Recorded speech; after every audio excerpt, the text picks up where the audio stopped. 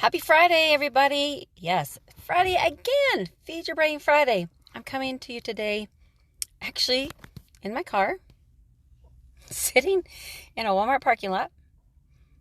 No makeup and hair's not done. I got up early this morning and went hiking with my dad. At 77 years old, he hikes every day up in the mountains, 3 to 5 miles. Yeah, I'm going to be like my dad when I'm 77 years old. It's pretty cool. So let's talk about today. Feed Your Brain Friday. It's coming out of my book. Feed Your Brain. Change your life. Take control of your brain, body, and emotions. You can get it on Amazon, or you can find it on my, or check out Aminos. You'll see it there. And what it's about is how to feed your brain. Today I am talking about chapter 9. I'm going to start out with the quote that I really, really like. It says, "We don't see things as they are. We see them as we are." It's all about perception, right? And perspective. Everybody's perspective is different, and everybody's perception is different. And that's kind of how we view the world. Kind of like our own little bubble, right? It's different for everybody. You know, have you ever wondered why some people have a happy, view the world in a positive state? It seems like the world looks bright and happy, yet there are others, maybe even yourself, where life seems to be the struggle. Negative thoughts seem to be constant companions. Who's right and who's wrong? Are those who see the world as positive living in la la land and should see the world as it really is? Are those who view it in a negative state wrong and should be more optimistic and positive? I like the quote I started this chapter with.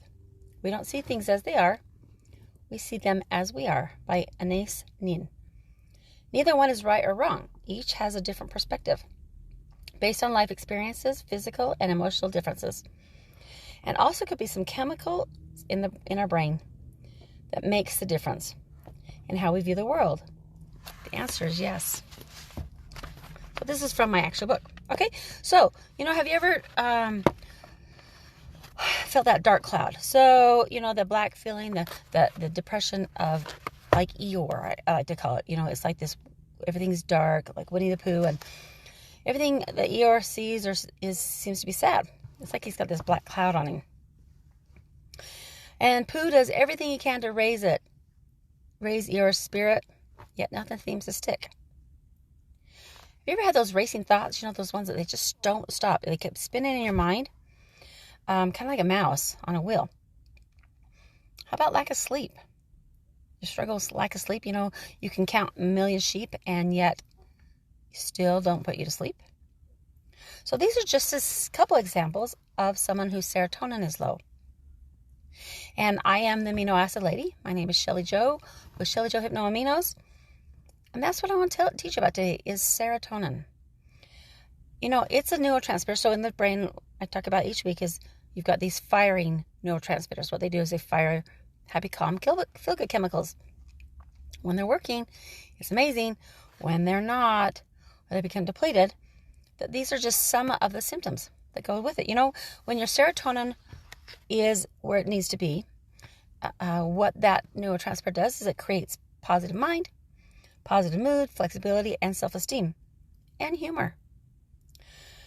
It can also help as an appetite suppressant, and it also helps with long-term memory fog and insomnia. So serotonin is really, really important.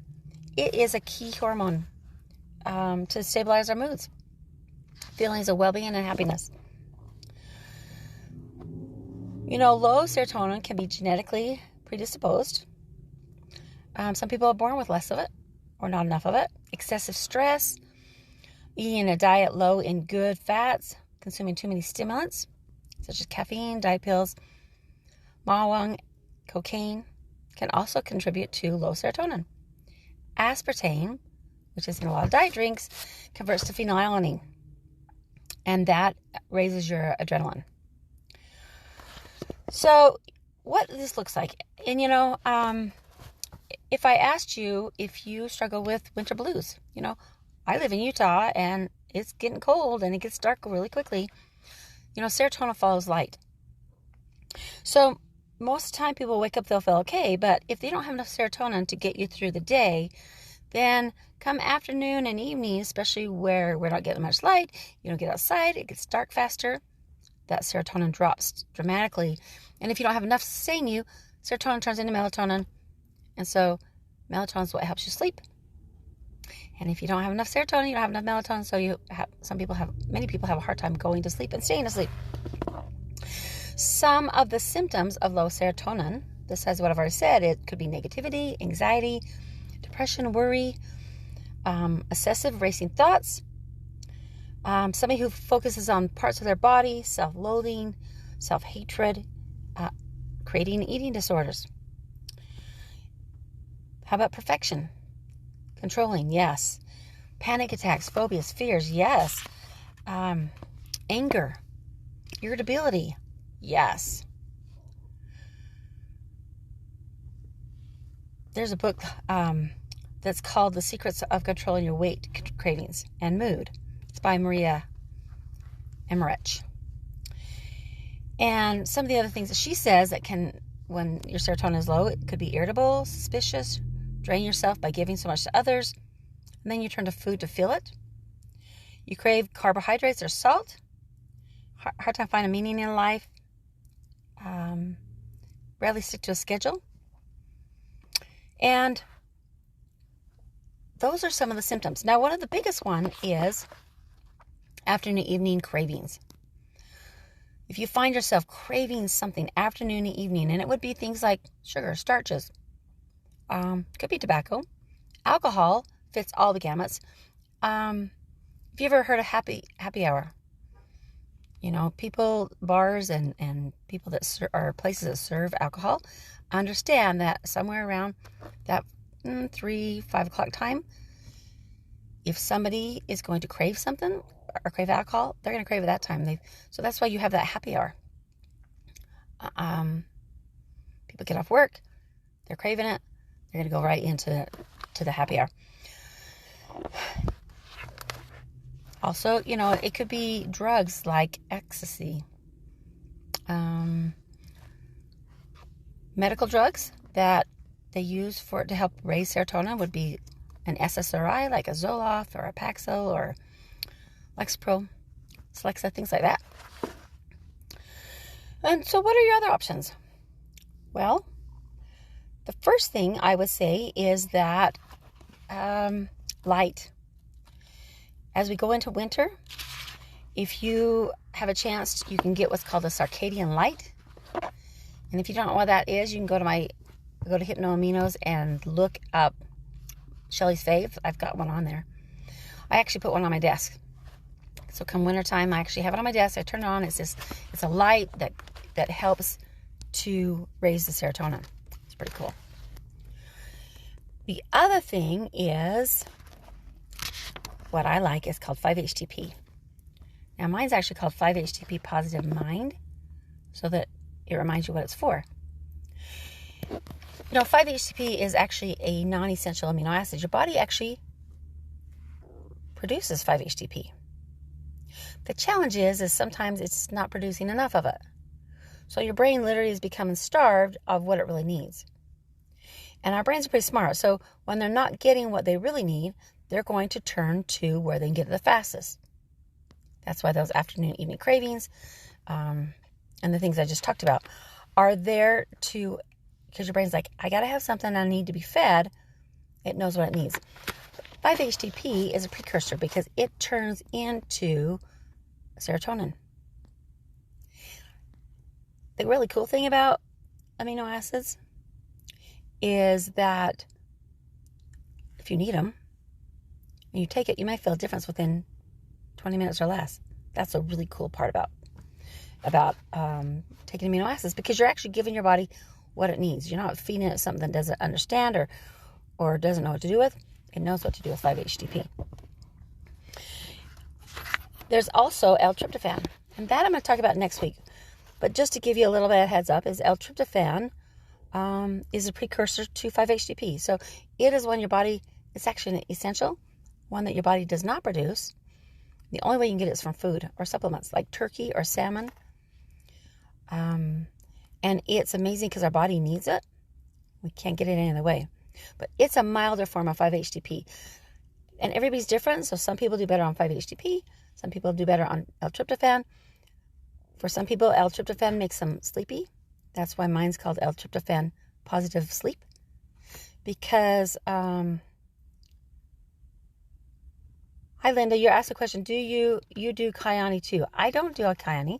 I know that it's a great vitamin program. And it works well with amino acids because vitamins also help to support the amino acids. That was a great question, which leads me into that. On top of taking the amino acids, you're going to want to take a good multivitamin. You're going to want to take some extra Bs. You want to take some magnesium, a little bit of extra vitamin C, because those are the minerals, vitamin minerals that help with the absorption of the amino acids. We're heading into that winter, guys. We're heading into that cold season. Wouldn't it be better and feel much better to go into it feeling more positive mind, flexibility? If you're someone that struggles with social anxiety, the cool thing about taking amino acids are that you can kind of tweak them to utilize them when you need them. So let's say that every Wednesday at, 3 o'clock, you have a meeting, or your children are coming home, or your husband's coming home, or your wife, or whatever it is, but something happens on a weekly basis that causes you this social anxiety, some, a little bit of anxiety, anxiousness, those kind of things.